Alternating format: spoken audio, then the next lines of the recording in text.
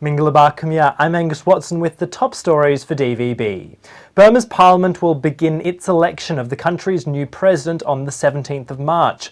That's a matter of weeks ahead of the date set for Burma's second president to take up his or her duty.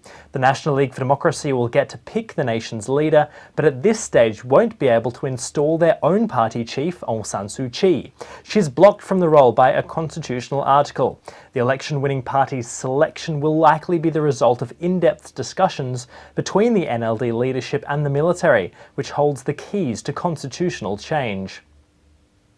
Meanwhile, the House speakers for parliaments in all 14 of Burma's states and regions were determined on Monday, and the NLD again dominates. Burma's biggest party appointed its own MPs into the Speaker and Deputy roles in 12 states and territories. It's just Arakan and Shan States where the NLD won't hold full sway. In Shan State, the incumbent Union Solidarity and Development Party retained the speakership. That's Sai Lon Seng of the military-backed party.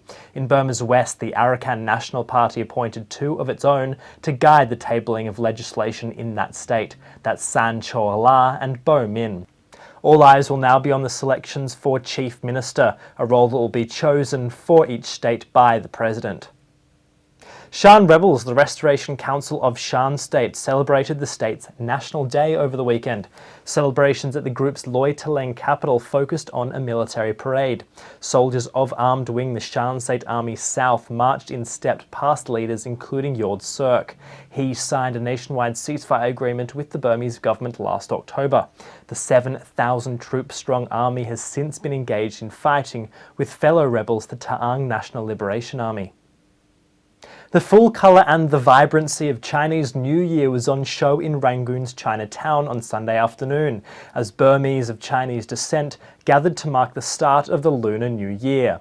This year is named for the monkey. Some prayed for it to be a bright one for all in Burma, with a new political era on the horizon. For others, the focus was a rich business year as Burma's economy continues to reform. For all, it was a bright and loud spectacle in Burma's commercial capital. Chinese New Year with a Burmese twist.